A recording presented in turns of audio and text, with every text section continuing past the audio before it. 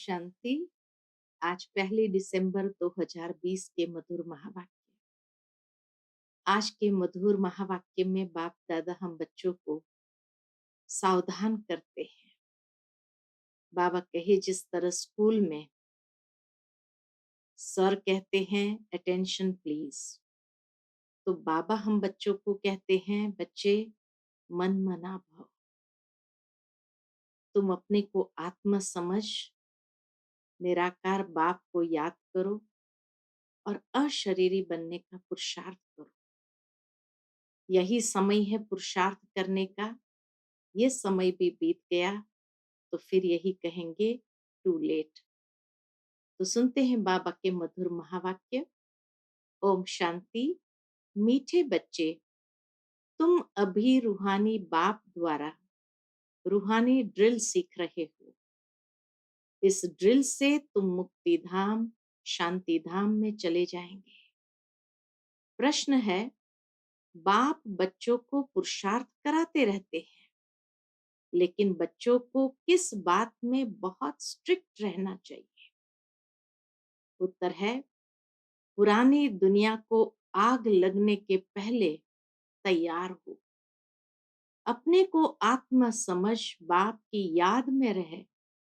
बाप से पूरा पूरा वर्षा लेने में बहुत स्ट्रिक्ट रहना है, नापास नहीं होना है। जैसे वह स्टूडेंट नापास होते हैं तो पछताते हैं, समझते हैं हमारा वर्ष मुफ्त में चला गया। कोई तो कहते हैं नहीं पढ़ा तो क्या हुआ, लेकिन तुम्हें बहुत स्ट्रिक्ट रहना है। टीचर ऐसा न कहे कि टू लेट। ओम शांति। रूहानी बाप रूहानी बच्चों को रूहानी पाठशाला में डायरेक्शन देते हैं। वह ऐसे कहे कि बच्चों को ड्रिल सिखलाते हैं। जैसे टीचर्स डायरेक्शन देते हैं वह ड्रिल सिखाते हैं ना। यह रूहानी बाप भी बच्चों को डायरेक्ट कहते हैं। क्या कहते हैं? मन मना भव। जैसे वह कहते हैं अटेंशन प्लीज, बाप कहते हैं मन मना भव। यह जैसे हर एक अपने ऊपर मेहर करते हैं।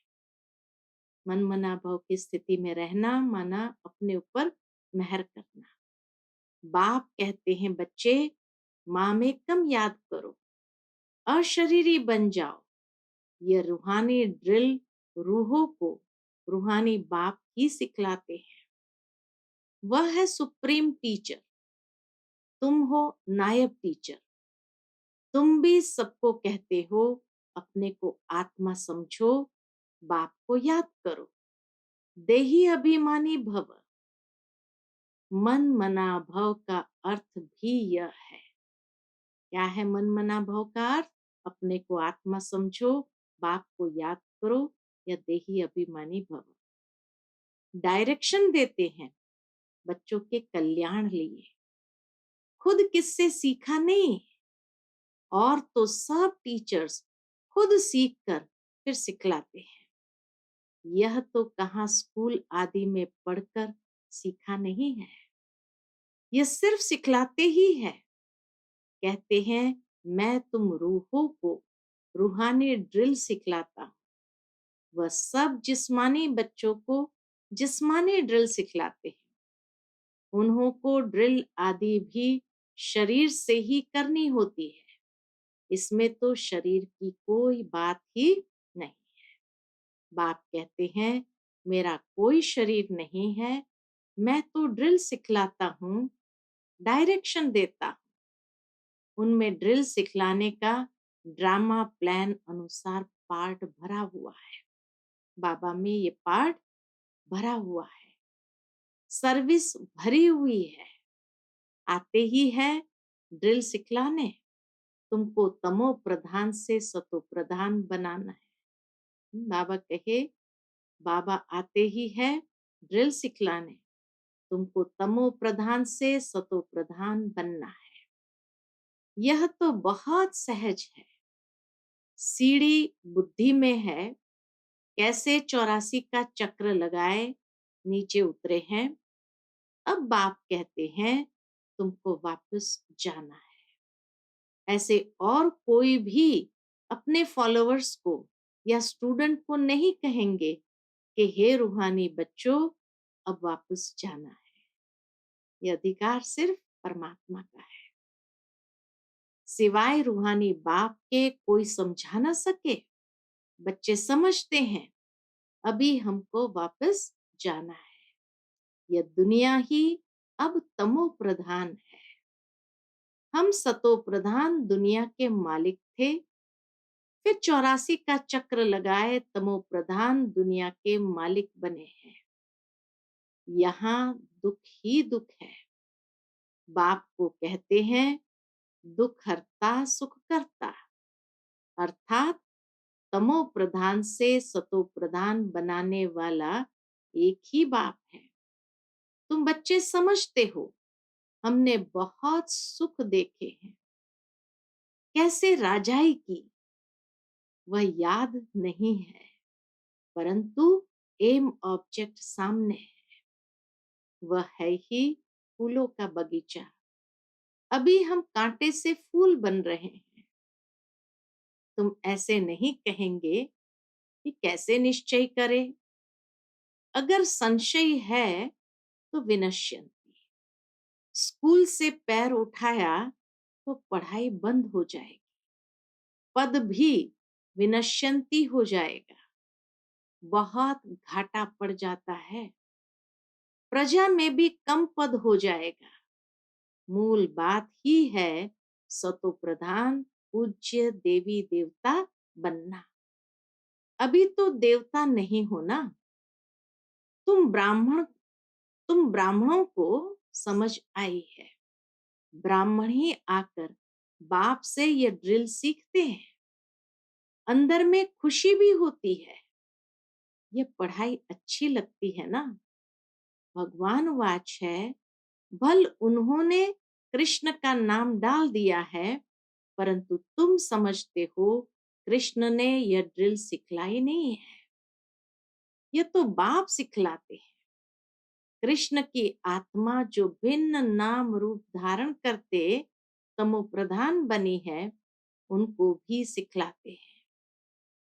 खुद सीखते नहीं, और सब कोई न कोई से सीखते जरूर है। यह है ही सिखलाने वाला रूहानी बाप। बाप को किसी से सीखने की आवश्यकता नहीं। तुमको सिखलाते हैं, तुम फिर औरों को सिखलाते हो। तुम 84 जन्म ले पतित बने हो, अब फिर पावन बनना है। उसके लिए रूहानी बाप को याद करो। भक्ति मार्ग में तुम गाते आए हो, हे पतित पावन। स्मृति दिलाते हैं बाबा कि भक्ति मार्ग में तुम गाते आए हो, हे पतित पावन। अभी भी तुम कहाँ भी जाकर देखो, तुम राज ऋषि हो ना। कहाँ भी घूम फिर सकते हो, तुमको कोई बंधन नहीं है। तुम बच्चों को यह निश्चय है, बेहद का बाप सर्विस में आए हैं। बाप बच्चों से पढ़ाई का उजूरा कैसे लेंगे। टीचर के ही बच्चे होंगे तो फ्री पढ़ाएंगे ना।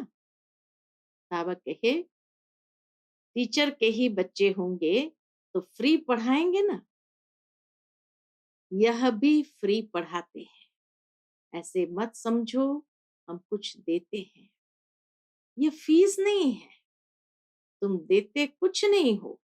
यह तो रिटर्न में बहुत लेते हो। यहाँ दिया लेकिन वहां रिटर्न में बहुत लेते हो। मनुष्य दान पुण्य करते हैं, समझते हैं रिटर्न में हमको मिलेगा दूसरे जन्म में।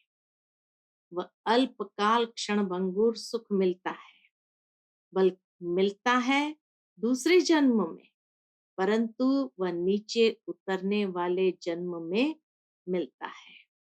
सीढ़ी उतरते ही आते हो ना। अभी जो तुम करते हो, बाबा कहे अभी जो तुम करते हो वह है चढ़ती कला में जाने के लिए। दुनिया में मनुष्य ने जो कुछ भी किया द्वापर से, फिर भी नीचे उतरते ही गए और नीचे के जन्म में ही प्राप्ति हुई। लेकिन अभी जो कुछ करते हैं वो तो चढ़ती कला में जाने के लिए। कर्म का फल कहते हैं ना, आत्मा को कर्म का फल मिलता है। इन लक्ष्मी नारायण को भी कर्मों का ही फल मिला है ना। बेहद के बाप से बेहद का फल मिलता है। वह मिलता है इनडायरेक्ट। ड्रामा में नोंद है, यह भी बना बनाया ड्रामा है। तुम जानते हो हम कल्प बाद आकर बाप से बेहद का वर्षा लेंगे। बाप हमारे लिए बैट स्कूल बनाते हैं। वह गवर्नमेंट के हैं जिस्मानी स्कूल, जो भिन्न भिन्न प्रकार से आधा कल्प पढ़ते आए। अब बाप 21 जन्मों के लिए सब दुख दूर करने के लिए पढ़ाते हैं। वहां तो है राजाई, उसमें नंबर वार तो आते ही है। जैसे यहाँ भी राजा रानी वजीर प्रजा आदि सब नंबरवार है। यह है पुरानी दुनिया में। नई दुनिया में तो बहुत थोड़े होंगे। वहां सुख बहुत होगा। तुम विश्व के मालिक बनते हो। राजाएं महाराजाएं होकर गए हैं। वह कितनी खुशियां मनाते हैं। परंतु बाप कहते हैं उन्हों को तो फिर नीचे गिरना ही है। गिरते तो सब है ना। देवताओं की भी आहिस्ते आहिस्ते कला उतरती है। परंतु वहां रावण राज्य ही नहीं है, इसलिए सुख ही सुख है। यहाँ है रावण राज्य। तुम जैसे चढ़ते हो वैसे गिरते भी हो। आत्माएं भी नाम रूप धारण करते करते नीचे उतर आई है। ड्रामा प्लान अनुसार कल्प पहले मुआफिक गिरकर तमो प्रधान बन गए हैं। काम चिता पर चढ़ने से ही दुख शुरू होता है। अभी है अति दुख, वहां फिर अति सुख होगा। तुम राज ऋषि हो, उनका है, बाबा कहे उनका है ही हठ योग। तुम कोई से भी पूछो, रचता और रचना के आदि मध्य अंत को जानते हो, तो नहीं कह देंगे। पूछेंगे वह जो जानते होंगे। बाबा कहे पूछेंगे वह जो जानते होंगे। खुद ही नहीं जानता हो तो पूछ कैसे सकते हैं। वो जानते ही नहीं तो पूछ भी नहीं सकते हैं। तुम जानते हो ऋषि मुनि आदि कोई भी त्रिकालदर्शी नहीं थे। बाप हमको त्रिकालदर्शी बना रहे हैं। यह बाबा जो विश्व का मालिक था, इनको ज्ञान नहीं था। इस जन्म में भी 60 वर्ष तक ज्ञान नहीं था। जब बाप आए हैं तो भी आहिस्ते आहिस्ते ये सब सुनाते जाते हैं। बल निश्चय बुद्धि हो जाते हैं, फिर भी माया बहुतों को गिराती रहती है। नाम नहीं सुना सकते हैं, नहीं तो ना उम्मीद हो जाएंगे। समाचार तो आते हैं ना, बाबा के पास सर्व का समाचार तो आते हैं ना।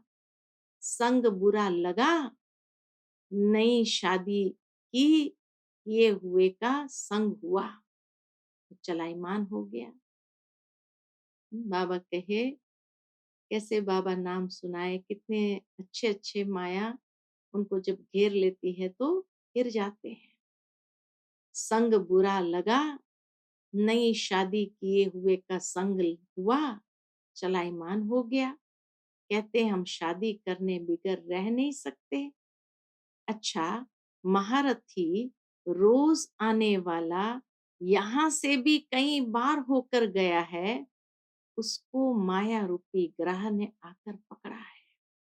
ऐसे बहुत केस होते रहते हैं।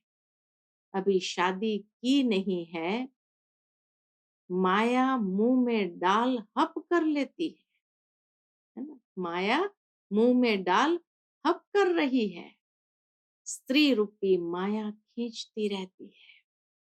ग्राह मगरमच्छ के मुंह में आकर पड़े हैं। कहते हैं ना, गज को ग्राह ने पकड़ा, अर्थात बड़े हाथी को भी कैसे मगरमच्छ ने पकड़ा। तो बाबा के ग्राह अर्थात मगरमच्छ के मुंह में आकर पड़े हैं, फिर आहिस्ते आहिस्ते हप कर लेंगे। कोई गफलत करते हैं या देखने से चलायमान होते हैं, समझते हैं हम ऊपर से एकदम नीचे खड्डे में गिर पड़ूंगा। कहेंगे बच्चा बहुत अच्छा था, अब बेचारा गया। बाबा भी कहेंगे बच्चा बहुत अच्छा था, अब बेचारा गया। सगाई हुई, यह मरा। बाप तो बच्चों को सदैव लिखते हैं, जीते रहो, कहाँ माया का वार जोर से न लग जाए। शास्त्र में भी यह बातें कुछ है ना, अभी की यह बातें बाद में गाई जाएगी। तो तुम पुरुषार्थ कराते हो, ऐसा न हो कहाँ माया रूपी ग्राह हप कर ले। किस्म किस्म से माया पकड़ती है, मूल है काम महाशत्रु, इनसे बड़ी संभाल करनी है। पति दुनिया सो पावन दुनिया कैसे बन रही है, तुम देख रहे हो। मूंझने की बात ही नहीं, सिर्फ अपने को आत्म समझ बाप को याद करने से सब दुख दूर हो जाते हैं। बाप ही पति पावन है, यह है योग बल। भारत का प्राचीन राजयोग बहुत मशहूर है। समझते हैं क्राइस्ट से 3000 वर्ष पहले पैराडाइज था, तो जरूर और कोई धर्म नहीं होगा। कितनी सहज बात है, परंतु समझते नहीं। अभी तुम समझते हो, वह राज्य फिर से स्थापन करने के लिए बाप आए हैं। 5000 वर्ष पहले भी शिव बाबा आया था, जरूर यही ज्ञान दिया होगा जैसे अब दे रहे हैं। बाप खुद कहते हैं, मैं कल्प कल्प संगम पर साधारण तन में आकर राजयोग सिखलाता हूँ। तुम राज ऋषि हो, पहले नहीं थे। बाबा आया है, तब से बाबा के पास रहे हो, पढ़ते भी हो, सर्विस भी करते हो, स्थूल सूक्ष्म और सूक्ष्म सर्विस। बाबा कहे तुम आए हो बाबा के पास, पढ़ते भी हो, सर्विस भी करते हो, स्थूल सर्विस और सूक्ष्म सर्विस। भक्ति मार्ग में भी सर्विस करते हैं, फिर घर बार भी संभालते हैं। बाप कहते हैं अब भक्ति पूरी हुई, ज्ञान शुरू होता है। मैं आता हूँ ज्ञान से सदगति देने, तुम्हारी बुद्धि में है, हमको बाबा पावन बना रहे हैं। बाप कहते हैं ड्रामा अनुसार तुमको रास्ता बताने आया हूं। टीचर पढ़ाते हैं, एम ऑब्जेक्ट सामने है, यह है ऊंचते ऊंच पढ़ाई। जैसे कल्प पहले भी समझाया था, वही समझाते रहते हैं। ड्रामा की टिक टिक चलती रहती है, सेकंड बाय सेकंड जो बीता सो फिर 5000 वर्ष बाद रिपीट होगा। दिन बीतते जाते हैं, यह ख्याल और कोई की बुद्धि में नहीं है। सतयुग त्रेता द्वापर कलयुग बीत गया, वह रिपीट होगा। बीता भी वही जो कल्प पहले बीता था, बाकी थोड़े दिन है, वह लाखों वर्ष कह देते। उनकी भेंट में तुम कहेंगे बाकी कुछ घंटे। लाखों वर्ष कह देते, उनकी भेंट में तुम कहते हो बाकी कुछ घंटे। यह भी ड्रामा में नूंद है। जब आग लग जाएगी तब जागेंगे, फिर तो टू लेट हो जाते हैं। तो बाप पुरुषार्थ कराते रहते हैं, तैयार हो बैठो। टीचर को ऐसा न कहना पड़े कि टू लेट। नापास होने वाले बहुत पछताते हैं, समझते हैं हमारा वर्ष मुफ्त में चला गया। कोई तो कहते हैं ना, पढ़ा तो कोई तो कहते हैं ना पढ़ा तो क्या हुआ। तुम बच्चों को स्ट्रिक्ट रहना चाहिए। हम तो बाप से पूरा वर्षा लेंगे। अपने को आत्म समझ बाप को याद करना है। इसमें कोई तकलीफ होती है तो बाप से पूछ सकते हो। यही मुख्य बात है। बाप ने आज से 5000 वर्ष पहले भी कहा था। क्या कहा था? माँ में कम याद करो। पतित पावन मैं हूँ, सबका बाप मैं हूँ। कृष्ण तो सभी का बाप नहीं है। तुम शिव के, कृष्ण के पुजारियों को यह ज्ञान सुना सकते हो। आत्मा पूज्य नहीं बनी होगी तो तुम कितना भी माथा मारो, समझेंगे नहीं। अभी नास्तिक बनते हैं, शायद आगे चल आस्तिक बन जाए। समझो, शादी कर गिरता है, फिर आकर ज्ञान उठाए, परंतु वर्षा बहुत कम हो जाएगा, क्योंकि बुद्धि में दूसरे की याद आकर बैठी। वह निकालने में बड़ा मुश्किल होता है। पहले स्त्री की याद, फिर बच्चे की याद आएगी। बच्चे से भी स्त्री जास्ती खींचेगी, क्योंकि बहुत समय की याद है ना। बच्चा तो पीछे होता है, फिर मित्र संबंधी ससुर घर की याद आती है। पहले स्त्री जिसने बहुत समय साथ दिया है, तो यह भी ऐसे है। तुम कहेंगे हम देवताओं के साथ बहुत समय थे, ऐसे तो कहेंगे शिव बाबा के साथ बहुत समय से प्यार है। हाँ, बाबा कहे ऐसे तो कहेंगे शिव बाबा के साथ बहुत समय से प्यार है, जिसने 5000 वर्ष पहले भी हमको पावन बनाया। कल्प कल्प आकर हमारी रक्षा करते हैं, तब तो उनको दुख हरता सुख करता कहते हैं। तुमको बड़ा लाइन क्लियर बनना है। बाबा कहे बुद्धि की लाइन बड़ी क्लियर चाहिए। तुमको बड़ा लाइन क्लियर बनना है। बाप कहते हैं इन आंखों से जो तुम देखते हो वह तो कब्र दाखिल हो जाना है। अभी तुम हो संगम पर, अमर लोक आने वाला है। अभी हम पुरुषोत्तम बनने के लिए पुरुषार्थ कर रहे हैं।